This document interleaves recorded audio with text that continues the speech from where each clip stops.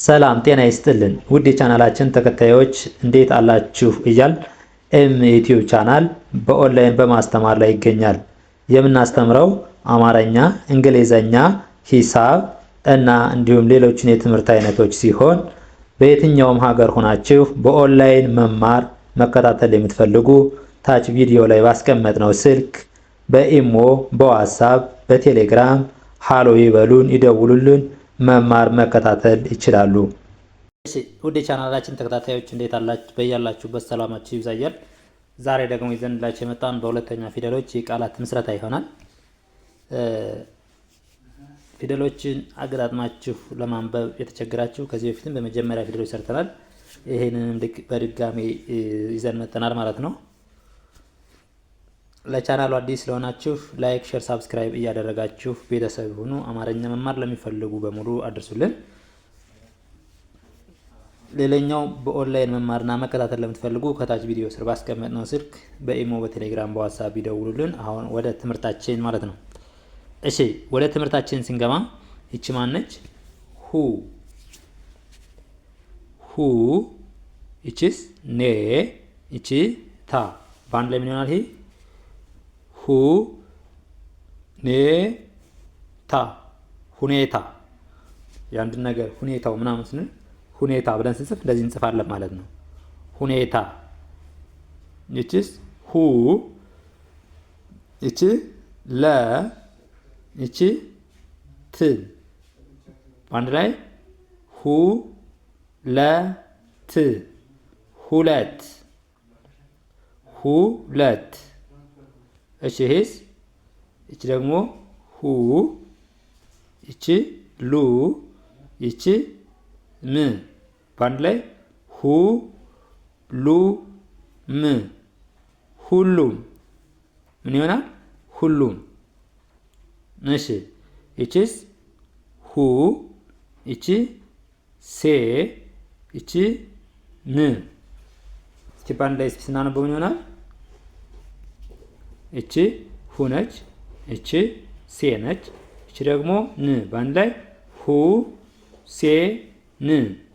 ሁሴን ሁሴን። እሺ ይቺስ? ሁ፣ ይቺ ል፣ ይቺ ጊ፣ ይቺ ዜ። እሺ በአንድ ላይ ስናነበው ሁ ል ጊ ዜ። ሁልጊዜ ሁልጊዜ። እሺ ይቺስ? ሁ፣ ይቺ ከ፣ ይቺ ት። በአንድ ላይ ስናነበው ምን ይሆናል? ሁ ከ ት። ሁከት ሁከት። እሺ እቺ ደግሞ በለ ሁለተኛ ፊደሎች። በለ ሁለተኛ ፊደሎች ደግሞ እቺ ማናት? ሉ። ስለዚህ ሉ፣ እቺ ል። በአንድ ላይ እስኪ በአንድ ላይ ሲነበቡ ምን ይሆናሉ?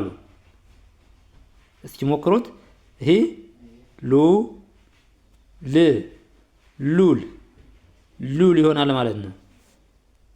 ይቺስ? ሉ። እቺ ደግሞ ከቀቤት ውስብስብ ፊደላት ወይም ደግሞ ዲቃላ ሆሄያት ብለን የምንጠራት ስምንተኛ ፊደል ናት። ቋ ብለን ነው የምናነባት። ሉ ቋ ች ስ። በአንድ ላይ ምን ይሆናል? ሉ ቋ ስ ሉቋስ ይሆናል። ሉቋስ። እሺ ይቺስ?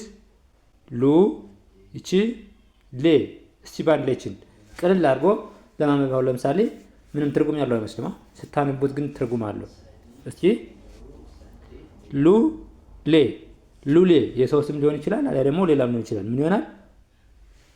ሉሌ ሉሌ ይሆናል ማለት ነው። እሺ ይቺስ? ሉ፣ ይቺ ደግሞ ማናት? ሲ። ከሰቤት ስንተኛ ፊደል? ሶስተኛ ፊደል ሲ ብለን ምናልባት ሉ ሲ። ስናነበው ምን ይሆናል? በአንድ ላይ ሉሲ ሉሲ ሉሲ። እሺ ይቺስ? ሉ፣ ይቺ ደግሞ ከጠቤት ስንተኛ ፊደል ናት? ሶስተኛ ፊደል ሶስተኛ ፊደል። ማን ብለን እናነባዋለን? ሉ ጢ ሉጢ ሉጢ። እሺ ይቺስ? ሉ፣ ይቺ ጫ በአንድ ላይ እስኪ ሉ ምንም ሌላ የሚጨመር ነገር የለም። ይቺ ሉ ናት ሉ አልነ። ይቺ ጫ ናት ጫ በአንድ ላይ ሉጫ ሉጫ። እሺ ይቺ ደግሞ ሙ ናት። ለምሳሌ ልክ በሙም እንደሌሎች በጣም በብዙ ቃል መመስረት ይቻላል። ግን ከነዛ መካከል ትንሾችን ለምሳሌ ያክል እንዴት እንደሚነበቡ ወይም ደግሞ እንዴት ቃላት እንደምንመሰረት እናያለን ማለት ነው። እሺ እቺ ማናት ሙ ናት። በሙ ቃላት ስንመሰረት ሙ እቺስ ከ እቺ ራ በአንድ ላይ ሙ ከራ ሙከራ ይሆናል። ሙከራ ሙከራ ይሆናል ማለት ነው። እሺ ይህስ ሙ እኛውስ ሴ እቺ ከሰቤት አምስተኛ ፊደል ሴ ብለን ምናነባት በአንድ ላይ ሙሴ ሙሴ ምን ይሆናል? ሙሴ።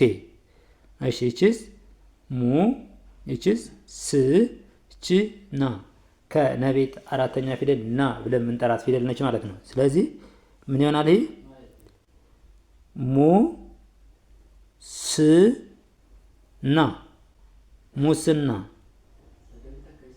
ሙስና።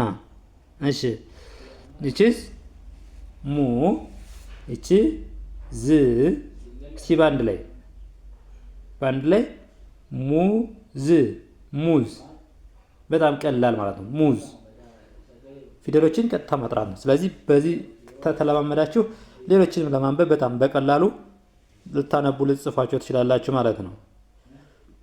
እሺ ይቺስ ሙ ይቺ ሉ ሙ ሉ ሙሉ ሙሉ።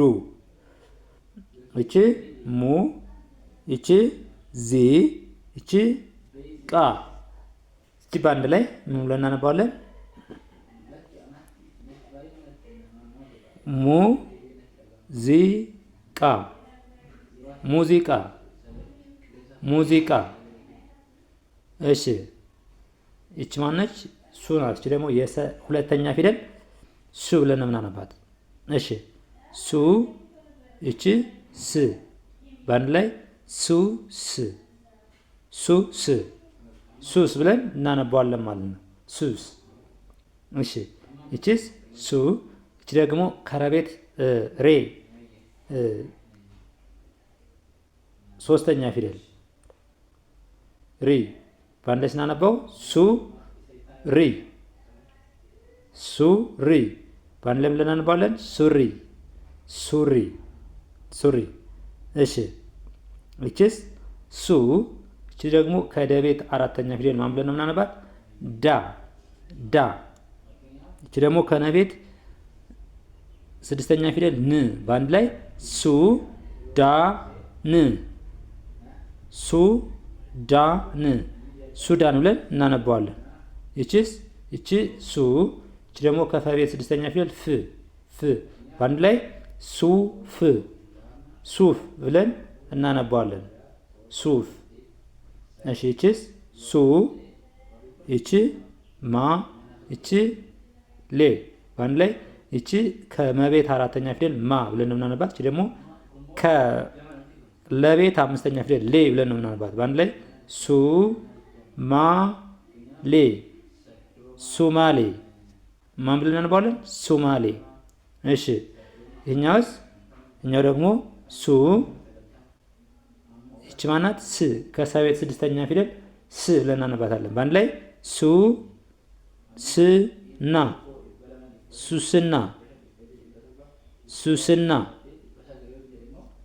ስለዚህ ፍትን ብለን ስናነበውና ረጋ ብለን ስናነበው የተለያየ ትርጉም የለውም ማለት ነው። አሁን ለምሳሌ ስናነበው ዝግ ብለን ሱ ማ ሌ በአንድ ላይ ሱማሌ ሱማሌ። የመፍጠንና ረጋ ማለት ነው እንጂ ሌላ ልዩነት የለውም። ለምሳሌ ይሄን አንበን ብናየው ሙከራ፣ ሙሴ፣ ሙስና፣ ሙዝ፣ ሙሉ፣ ሙዚቃ። ልክ ስናነበው ሌላ ነገር ይመስላል ማለት ነው። ስለፍንፈትን ነው እንጂ አሁን ሙዚቃ በቀላሉ ምናል ነው አነበብ ነው ማለት ነው። ስለዚህ ለዛሬ ዘንላቸው የመጣን ይህን ይመስላል። ነገ በሌላ ቪዲዮ እስከምንገናኝ ድረስ ወይም ደግሞ በሌላ ቪዲዮ እስከምንገናኝ በኦንላይን መማርና መከታተል የምትፈልጉ በአጭር ጊዜ ማንበብ መጻፍ የምትፈልጉ ከታች ባለው ስልክ ደውሉልን። በሌላ ቪዲዮ እስከምንገናኝ መልካም ጊዜ፣ ሰናይ ቆይታ